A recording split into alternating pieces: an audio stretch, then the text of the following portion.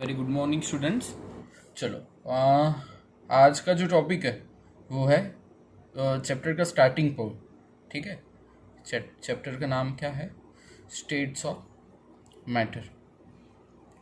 So generally अगर हम देखें कोई भी मैटर होगी तो वो तीन स्टेज में होती है।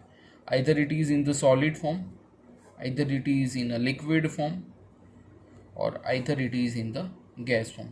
फोर्थ स्टेट भी होती है प्लाज्मा, लेकिन उसके ऊपर अभी रिसर्च चल रहा है, तो उसकी अभी रिसर्च की बात अभी हम करेंगे नहीं। ठीक है, तो हम आज का टॉपिक जो देखने वाले हैं that is nothing but the behaviour of states of matter. कि डिफरेंट डिफरेंट जो स्टेट्स होती है वो कैसे बिहेव करती है।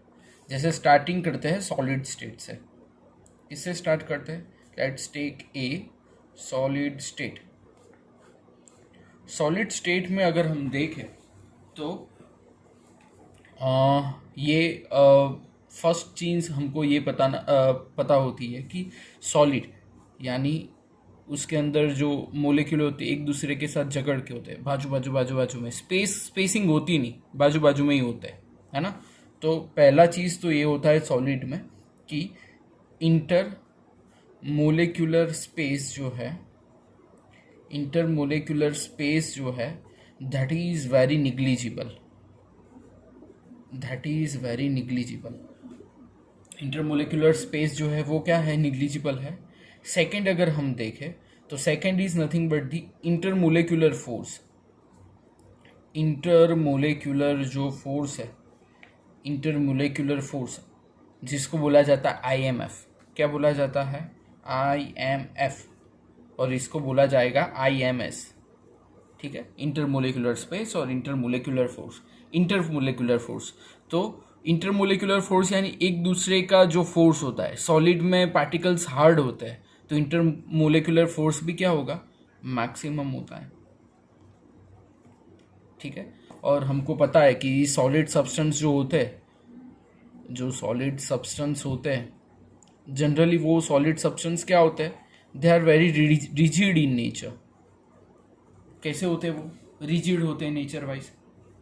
ठीक है, चलो तो ये भी बोल सकते हैं, और रिजिड के साथ साथ सारे सॉलिड सब्सटेंस जो होते हैं, एक पॉइंट और भी रख सकते हो कि सारे सॉलिड जो सब्सटेंस है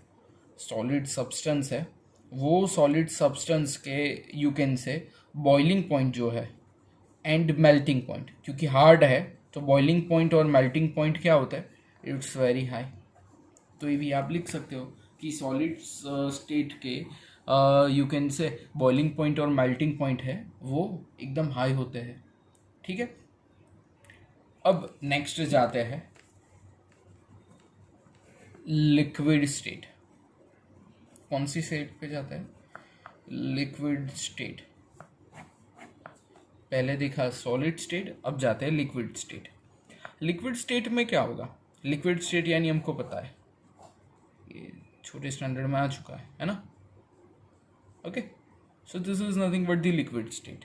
थोड़ा डिस्टेंस होता है पार्टिकल के बीच में। ठीक है, सो कंपेयर टू सॉलिड में तो जगह होती ही नहीं है। सो कंपेयर टू सॉलिड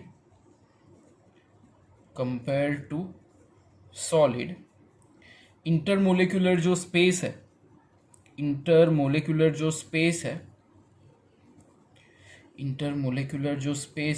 वो क्या होता है? सॉलिड में क्या होता है? एकदम ज़्यादा होता है कंपेयर टू सॉलिड। अगर लिक्विड स्टेट में बात करोगे तो स्पेस थोड़ा दिखेगा। देखो थोड़ी जगह है, यहाँ पे तो जगह ही नहीं थी तो निग्लिजिबल थी, यहाँ पे कंपेयर टू सॉलिड ज़्यादा होगी। ठीक है, फिर स्पेस होने की वजह से जो फोर्स लगना चाहिए यानी इंटरमोलिकुलर जो मोलिक्यूल के बीच में जो फोर्स लगना चाहिए, intermolecular force, that is very less, क्योंकि पार्टिकल्स एक दूसरे से दूर है। ठीक है, और लिक्विड में जनरली होता क्या है? उसका फ्लूइड नेचर, उसकी फ्लूइडिटी वाला जो नेचर है, because of the fluidity nature वो हमेशा क्या करता है? It always tendency to flow surface जो होती है उसके ऊपर वो फ्लो करता है, जैसे पानी कभी कभी गिर जाता है अपने हाथ से तो वो सरफेस पे फ्लो करना स्टार्ट कर देता है, ठीक है, because of the fluidity nature. समझ में आ रहा है? चलो नेक्स्ट जाते हैं।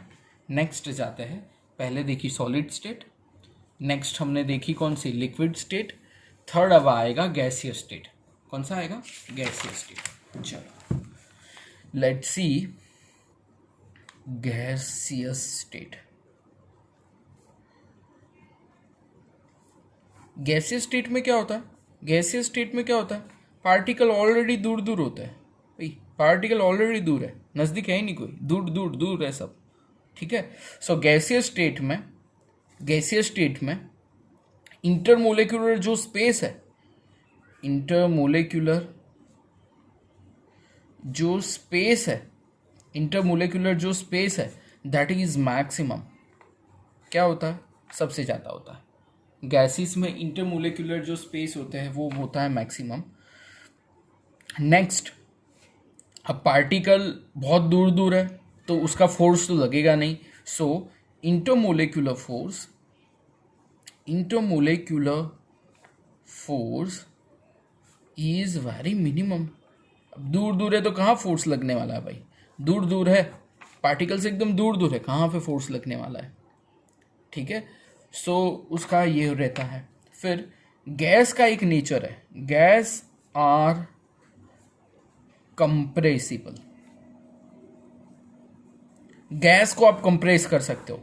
अगर मैं बोलूँ एलपीजी, आपके घर में जो कुकिंग का जो गैस होता है, कभी कभी जो गैस, अभी तो ठीक है सबके घर में लाइन आ चुकी है, पहले तो एलपीजी के बॉटल आते थे, तो जैसे ही कहीं पे लीकेज या जब भी लगाओगे तो ऐसी आवाज़ आती थी। इवन किसी के पास घर पे सीएनजी कार होगी तो सीएनजी कार में जब आप गैस पुराने जाओगे तो गैस पुराने जैसे ही जाओगे तो आवाज़ आती है गैस का, गैस अंदर फील होता है, उसका आवाज़ आता है। That voice is nothing but the compression. Gas को क्या करते हैं? कंप्रेशन। कभी कभी पापा पूछते भी होंगे प्रेशर है कि नहीं है। प्रेशर यानी क्या? गैस को कंप्रेस करना। अगर प्रेशर कम है तो गैस ज़्यादा आएगा नहीं, गैस ज़्यादा आएगा नहीं तो कोई मज़ा नहीं है, ठीक है। तो गड्डी जो है वो लॉन्ग टाइम पे नहीं रन कर पाएंगे आप, तुरंत गैस खत्म हो जाता है अगर प्रेशर नहीं होता है। So LPG and CNG is the best example, उसका नाम ही है कंप्रेस नेचुरल गैस, ठीक है।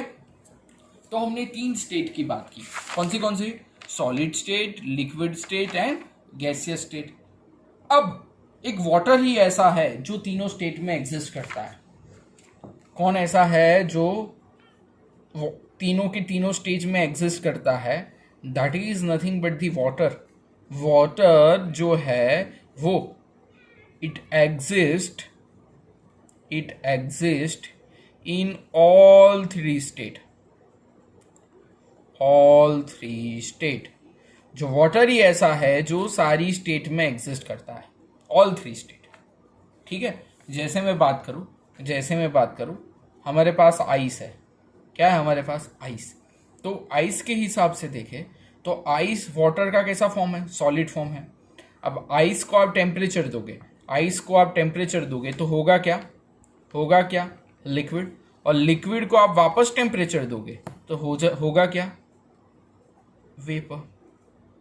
आइस को टेम्परेचर दोगे तो लिक्विड को टेम्परेचर दोगे तो वेपर, ठीक है। अब वेपर को वापस टेम्परेचर हटाओगे तो लिक्विड, और लिक्विड का टेम्परेचर और कम करोगे तो हो जाएगा आइस। यानी वाटर ही ऐसा फॉर्म है जो ice, liquid and vapour, that is nothing but the gas, तीनों फॉर्म में निकलता है। एक ऐसा पॉइंट है जहां पे जो तीनों के तीनों स्टेट पॉसिबल है। ये नया एक टॉपिक है। अगर आप टेम्परेचर लिख के रखना ही, अगर आपने टेम्परेचर 0.01 डिग्री सेल्सियस रखा है, अगर आपने टेम्परेचर 0.01 डिग्री सेल्सियस रखा है, आपका प्रेशर जो है वो है 4.5 mm।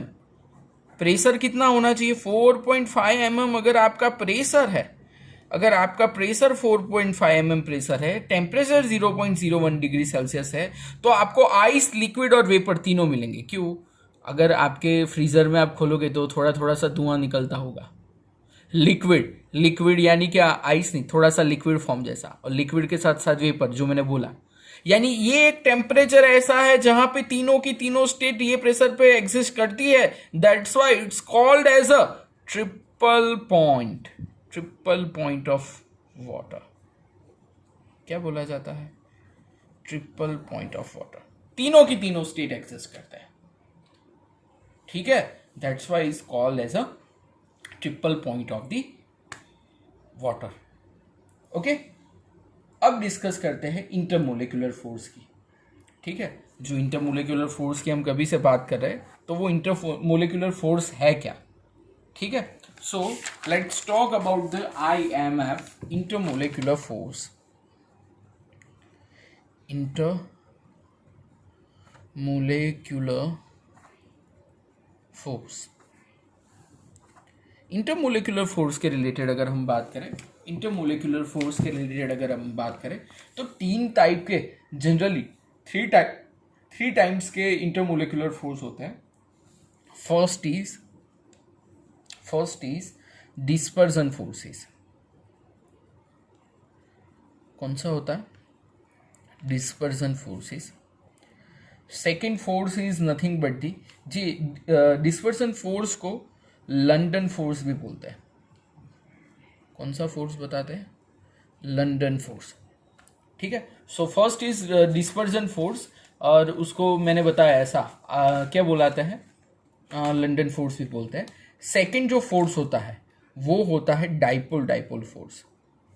Dipole force, that is called as a Keesom force. Keesom force, Keesom नाम के साइंटिस्ट ने उसको फाइंड किया था। Next is nothing but the, Keesom force के बाद तीसरा जो फोर्स है that is nothing but the dipole induced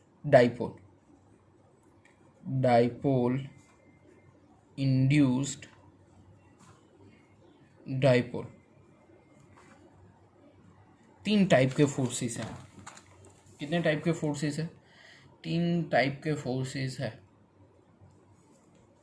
okay. तो चलो स्टार्ट करते हैं डिस्पर्जन फोर्स से, और डिस्पर्जन फोर्स के बाद तीनों की तीनों आज हम पढ़ने वाले हैं, फिर थर्मल आएगा वो लास्ट में देखेंगे। तो ये तीनों की तीनों फोर्स देखते हैं। तो let's start with dispersion force.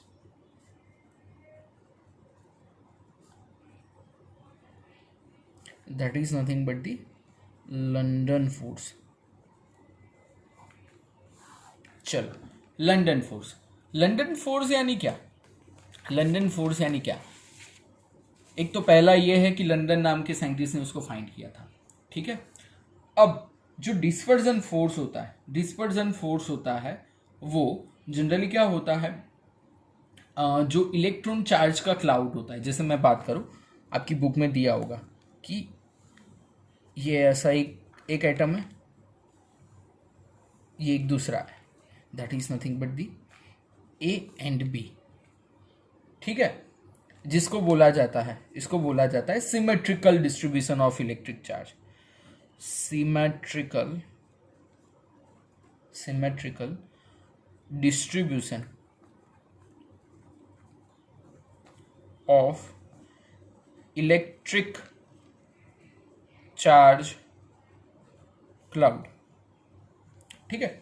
अब यहां पे होगा क्या? जैसे ये पॉजिटिव है, ये भी क्या है? पॉजिटिव। तो ये इलेक्ट्रॉन हर जगह यहां पे रहता है, इलेक्ट्रॉन रहेगा हर जगह, ओके। अब ये इलेक्ट्रॉन है, ये इलेक्ट्रॉन जो है, ये इलेक्ट्रॉन घूमते घूमते जैसे यहाँ पे भी इलेक्ट्रॉन होगा, तो ये इलेक्ट्रॉन घूमते घूमते यहाँ पे आ गया। कहाँ पे आ गया? यहाँ पे आ गया। जैसे ही इलेक्ट्रॉन यहाँ पे आएगा, ये दोनों के बीच में डिस्टेंस तो होगा, लेकिन इलेक्ट्रॉन यहाँ पे था, घूमते घूमते यहाँ पे आ गया। देखना, अच्छे से देखना, यही समझना है, वरना समझ में नहीं आएगा बुक में क्या है। ये इलेक्ट्रॉन जो है वो घूमते घूमते यहाँ पे आ गया। अब घूमते घूमते यहाँ पे आ गया, उसका चार्ज देखो कैसा है? नेगेटिव, और उसका चार्ज क्या है? पॉजिटिव। तो ये नेगेटिव जो चार्ज है, ये पॉजिटिव चार्ज को दूसरे के साथ क्या करेगा? अट्रैक्ट करेगा। यानी ये नेगेटिव चार्ज जो है वो पॉजिटिव चार्ज को एक दूसरे के साथ क्या करेगा? अट्रैक्ट करेगा। यानी ये हुई फर्स्ट सिचुएशन। सेकेंड सिचुएशन में क्या होगा? सेकेंड सिचुएशन में क्या होगा, सेकेंड सिचुएशन में ये होगा, इलेक्ट्रॉन यहाँ पे आ गया और जो पॉजिटिव चार्ज था वो थोड़ा कहाँ पीछे खींच जाएगा, और ये पॉजिटिव चार्ज है ये इलेक्ट्रॉन की वजह से कहाँ आ गया, नजदीक आ गया, और इसका इलेक्ट्रॉन जो होगा वो पीछे चला गया। समझ में आ रहा है? बुक में आप देखोगे तो इलेक्ट्रॉन दिखाई नहीं, आप समझ में नहीं आएगा कि कहाँ से कहाँ जा रहा है। Are you getting what I want to say? तो यहाँ पे अब देखो, यहाँ पे अब देखो, ये है पॉजिटिव, ये है नेगेटिव, पॉजिटिव एंड नेगेटिव। जहां पे पॉजिटिव एंड नेगेटिव हो उसको बोला जाता है इंड्यूस्ड डाइपोल। क्या बोला जाता है? Induced dipole. अब फिजिक्स में ये वर्ड आया होगा, नहीं आया होगा तो आगे ज्यादा अच्छे से आएगा। ठीक है, इसको क्या बोला जाता है? Induced dipole. ठीक है, और इसकी वजह से ये इलेक्ट्रॉन और जो प्रोटॉन यानी पॉजिटिव चार्ज है ये दोनों एक दूसरे के साथ कौन से फोर्स में होते हैं? They are connected, they are connected as attractive force, as attractive force. Okay, अब ये दोनों मोलिक्यूल है, उसके बीच में जो एनर्जी है that is nothing but the interaction energy.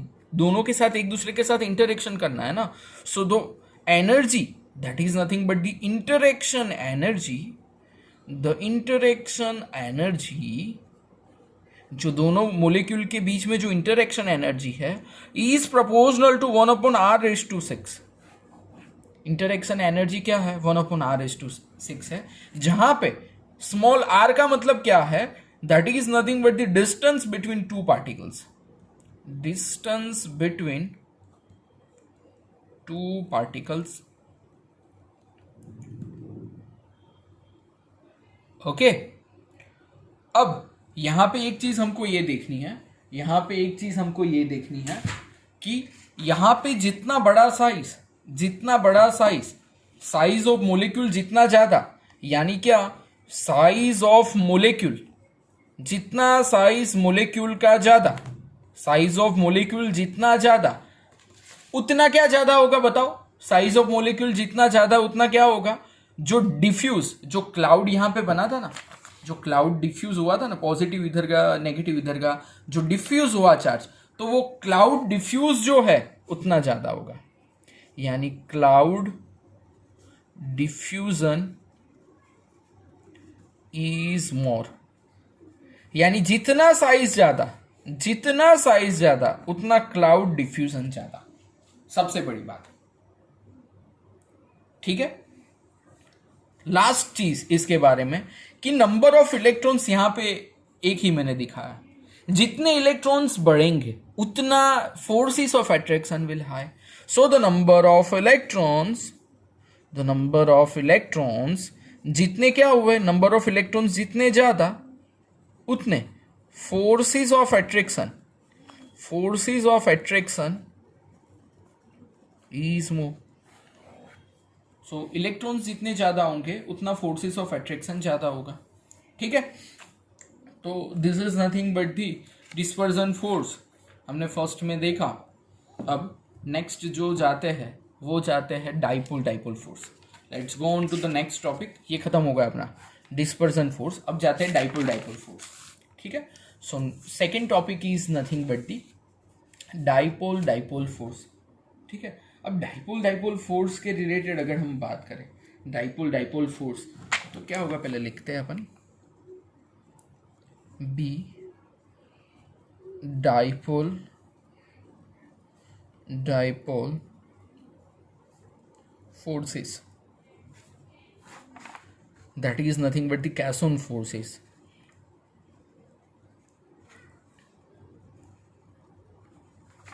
Okay, so dipole dipole force में अगर हम देखें, so the scientist name Casson has found this type of force, this type of force. Okay, जिसका नाम कैसोन था, उसने ये फोर्स को सबसे पहले आइडेंटिफाई किया था, उसने क्या देखा, जैसे पोलर मोलिक्यूल्स, जनरली ये dipole dipole force it will found in, you can say polar molecule के अंदर ये चीज़ देखने की मिलती है। जैसे मैं बात करूँ यहाँ पे है H, यहाँ पे Cl, जैसे HCl हो तो एक H प्लस होगा और दूसरा क्या होगा Cl माइनस, तो H का चार्ज क्या है पॉजिटिव और Cl का चार्ज क्या है नेगेटिव। वैसे ही यहाँ पे क्या होगा, वैसे ही दूसरा मोलिक्यूल अगर हम दे ले तो एक ये है H और ये है HCl, तो H का चार्ज क्या होगा पॉजिटिव नेगेटिव। समझ में आ रहा है? तो यहाँ पे क्या हुआ, पॉजिटिव नेगेटिव यानी क्या, डाइपोल इंड्यूस हुआ। ठीक है, तो ये भी दोनों के बीच में जो फोर्स है, that forces are attractive forces. कौन से फोर्स है, एट्रैक्टिव फोर्सेस है। ठीक है, ये जो फोर्सेस है that are stronger than the London force, this forces are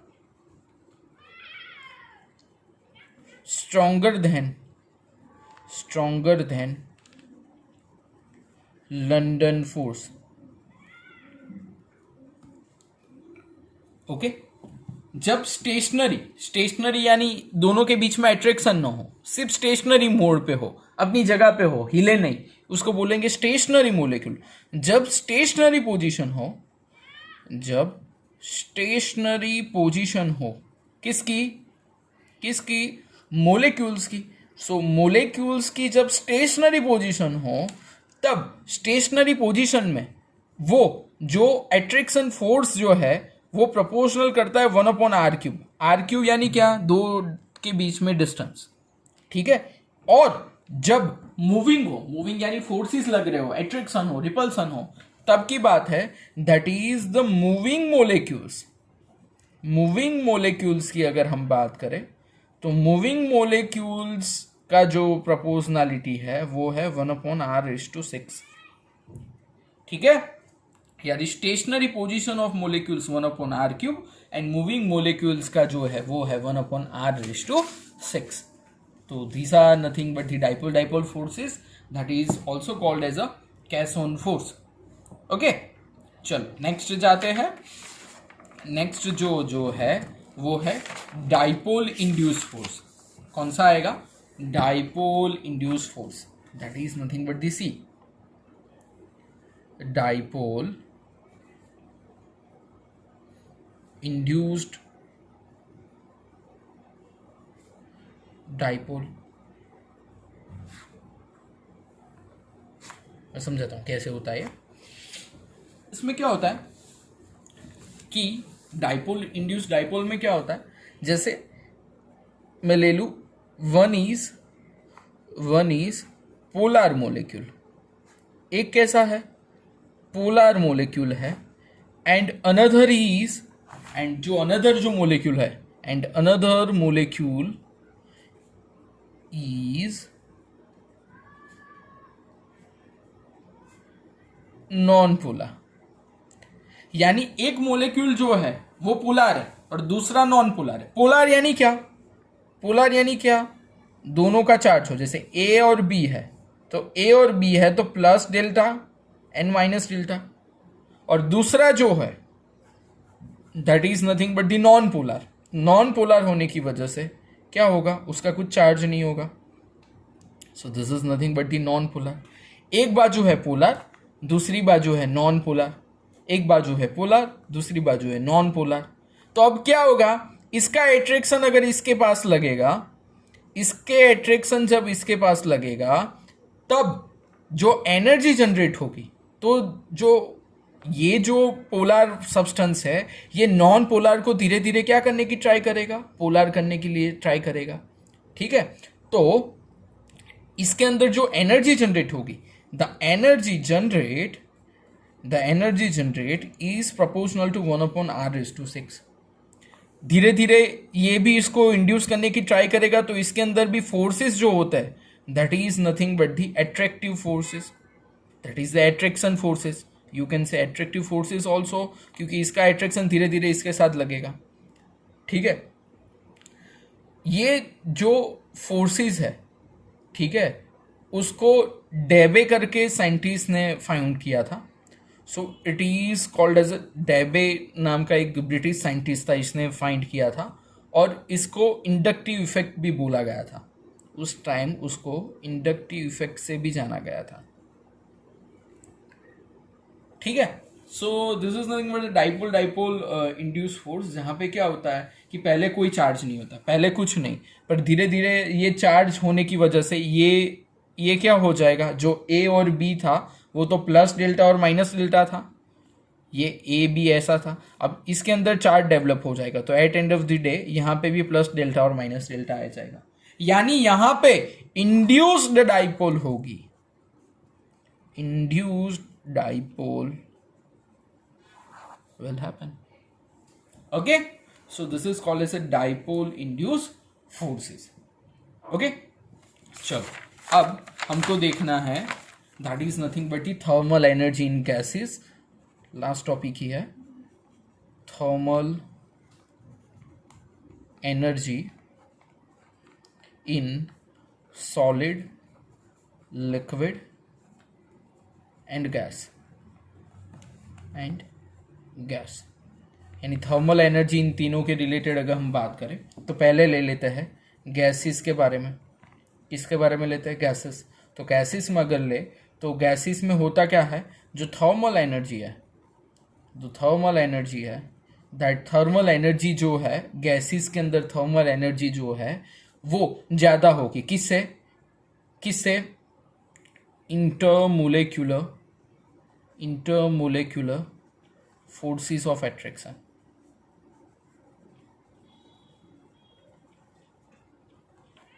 ठीक है, अगर हम सॉलिड की बात करें तो थर्मल एनर्जी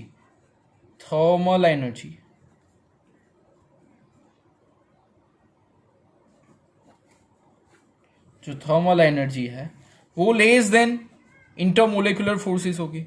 क्यों? बताओ क्यों? इंटरमोलेक्यूलर फोर्सेस ऑफ एट्रैक्शन। ओके, क्यों? क्योंकि सॉलिड में पार्टिकल्स कैसे होते हैं? बोलो, नजदीक, जिसकी वजह से क्या होता है, दोनों के बीच में वाइब्रेशन होता है। So because of vibration intermolecular forces ज्यादा होगा, ग्रेटर देन थर्मल एनर्जी। और तीसरा जो स्टेट है that is nothing but the liquid में दोनों सेम है भाई, दोनों सेम है।